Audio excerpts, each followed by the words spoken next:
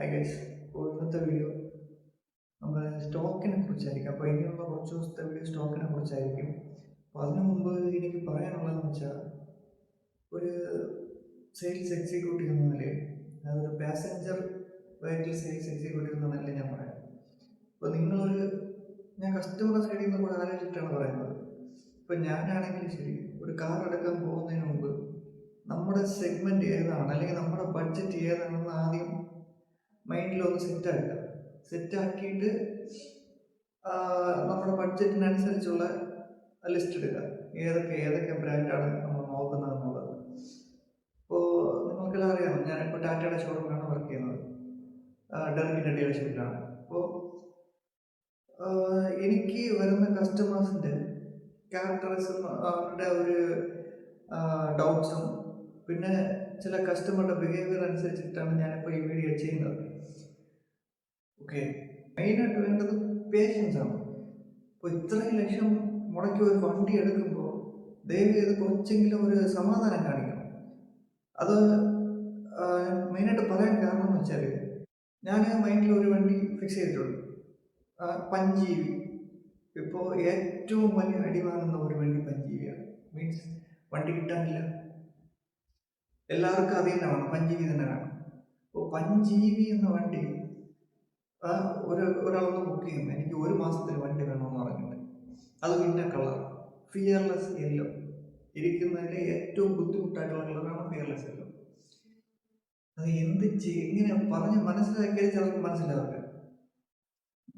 വണ്ടി ആൾമോസ്റ്റ് എത്രയോ കഴിഞ്ഞ മാസം തന്നെ 200 മുകളിൽ ബുക്കിംഗ് ആയിക്കഴിഞ്ഞു. പ്ലാന്റിലാണെങ്കിൽ എന്തൊക്കെ പ്രശ്നം നടക്കുന്നത്, അതായത് EV പ്ലാന്റ് ചെന്നൈയിലൂടെ ഷിഫ്റ്റ് ചെയ്യുന്നുണ്ടെന്ന്. അപ്പോൾ അതിൻ്റെ ഇത് കാരണം മാനുഫാക്ചറിങ് കുറച്ച് സ്ലോ ആവുന്നുണ്ടെന്ന് പറയുന്നുണ്ട്. അപ്പോൾ ഇതൊക്കെ ഞാൻ കസ്റ്റമർ അടുത്ത് പറയുന്നുണ്ട്. വെയിറ്റിംഗ് പീരീഡ് 3.5 മാസത്തിന് മുകളിലാണ്, 4 മാസം 5 മാസമാണ്. അപ്പോൾ ഇത്രയും പേഷ്യൻസ് ഇല്ലാത്ത കസ്റ്റമർ ദയവ് ചെയ്ത് പഞ്ചീവി നോക്കരുത്. നമുക്ക് വേറെ നിറയെ ഓപ്ഷൻസ് ഉണ്ട്. നെക്സോൺ EV ഉണ്ട്. അതായത് ബഡ്ജറ്റ് ഇത്രയാണ്, ആ 5 GB എനിക്ക് ഉറപ്പായിട്ടും വേണമെന്നുള്ളവരാണെങ്കിൽ വെയിറ്റ് ചെയ്യുക. അതില്ലാത്ത വേറെ മാർഗ്ഗമില്ല. ഇതാണ് ഇപ്പോഴത്തെ അവസ്ഥ. അപ്പോൾ ഇതിൻ്റെ പ്രോസസ്സ് ഇങ്ങനെയാണ്.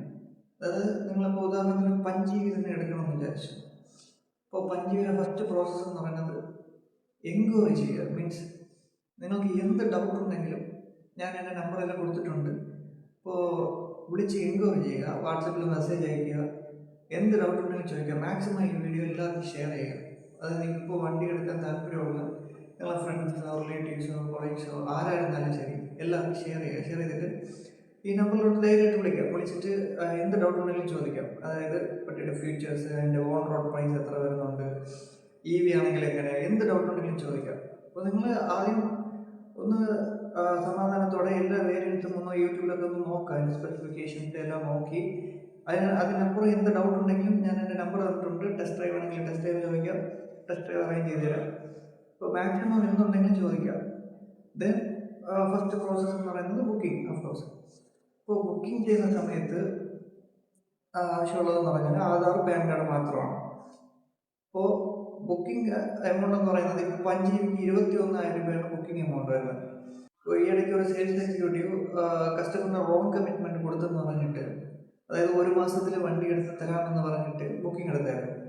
അപ്പോൾ പുള്ളി കസ്റ്റമർ എക്സിക്യൂട്ടീവിനെയും പിന്നെ നമ്മുടെ ടാറ്റയുടെ ഹെഡ് ഓഫീസിനും പുള്ളി ഒരു മെയിൽ അയച്ചായിരുന്നു. അതായത് ഇന്നതുപോലെ റോങ് കമ്മിറ്റ്മെൻറ്റ് കൊടുത്തിട്ടാണ് വണ്ടി എടുത്തത്, ബുക്കിംഗ് എടുത്തത്, വണ്ടി ഇതുവരെ തന്നിട്ടില്ല എന്നുള്ളത്. അപ്പോൾ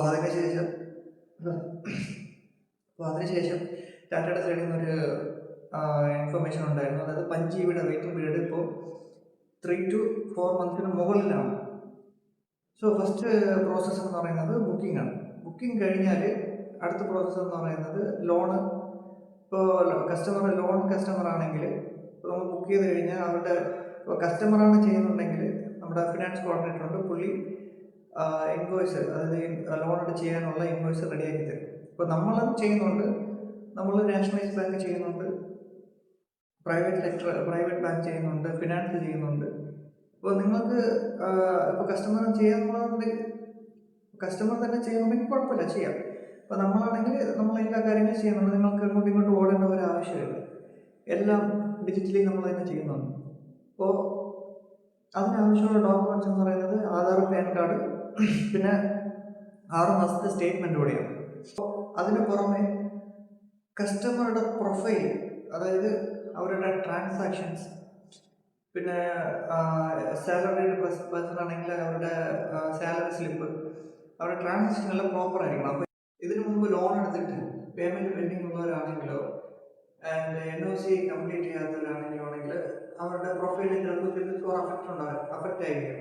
അപ്പോൾ സിബിൽ സ്കോർ ചെക്ക് ചെയ്യണം. പ്രോപ്പർ ഒരു 750 മുകളിൽ സിബിൽ സ്കോർ ഉള്ളവരാണെങ്കിൽ നിങ്ങൾക്ക് ഉറപ്പായിട്ട് 90%, അതായത് വണ്ടിയുടെ ഓൺ റോഡിൻ്റെ 90% ലോൺ നിങ്ങൾക്ക് കയറും. അപ്പോൾ ഇതാണ് ലോണിൻ്റെ ബേസിക്. ഇപ്പോൾ ലോണിനാണ് ഒരു കാർ എടുക്കുന്നവരാണെങ്കിൽ ഇത് ഉറപ്പായിട്ട് അറിഞ്ഞിരിക്കണം. അവരുടെ ട്രാൻസാക്ഷൻസ് ആൻഡ് ചില പ്രൈവറ്റ് ഫിനാൻസിലാണെങ്കിൽ അവർക്ക് വന്നിട്ട് വീട് വന്ന് നോക്കേണ്ടി വരും. അപ്പോൾ വീടിന് ഫ്രണ്ടിൽ കറക്റ്റായിട്ട് വണ്ടി വരാനുള്ള റോഡ് സൗകര്യങ്ങൾ, അതുപോലെ തന്നെ വീടിൻ്റെ സിറ്റുവേഷൻസ്. ഇപ്പോൾ അടുത്ത പ്രോസസ്സ് എന്ന് പറയുന്നത് ബില്ലിംഗ് ആണ്. അത് ഡൗൺ പേയ്മെൻറ്റ് ചെയ്ത് വണ്ടി ബില്ല് ചെയ്ത് നിങ്ങളുടെ പേരിലോട്ട് മാറ്റുക. ഇപ്പോൾ ലോൺ കസ്റ്റമർ ആണെങ്കിൽ ലോൺ എമൗണ്ട് പോയിട്ടുള്ള ബാലൻസ് 10%, അത് 90% അവർക്ക് ലോൺ അപ്രൂവൽ ആവുന്നുണ്ടെങ്കിൽ ബാലൻസ് 10% ഡൗൺ പേയ്മെൻറ്റ് ചെയ്ത് നിങ്ങളുടെ വണ്ടി ബ്ലോക്ക് ചെയ്യുക, ബില്ല് ചെയ്ത് ബ്ലോക്ക് ചെയ്യുക. അതാണ് അടുത്ത പ്രോസസ്സ് എന്ന് പറയുന്നത്. അപ്പോൾ ഇതിൽ ശ്രദ്ധിക്കേണ്ടതെന്ന് വെച്ചാൽ സ്റ്റോക്കിലുള്ള വണ്ടിയാണെങ്കിൽ നിങ്ങൾക്ക് ഉടനെ തന്നെ, അതായത് 3 to 7 ഡേയ്സിനകത്ത് നിങ്ങൾക്ക് വണ്ടി ഡെലിവറി ചെയ്യാം. അതായത് വണ്ടി ഫസ്റ്റ് ബുക്ക് ചെയ്ത് സ്റ്റോക്കിലുള്ള വണ്ടി ഏതാണെന്നുള്ളത് നോക്കുക.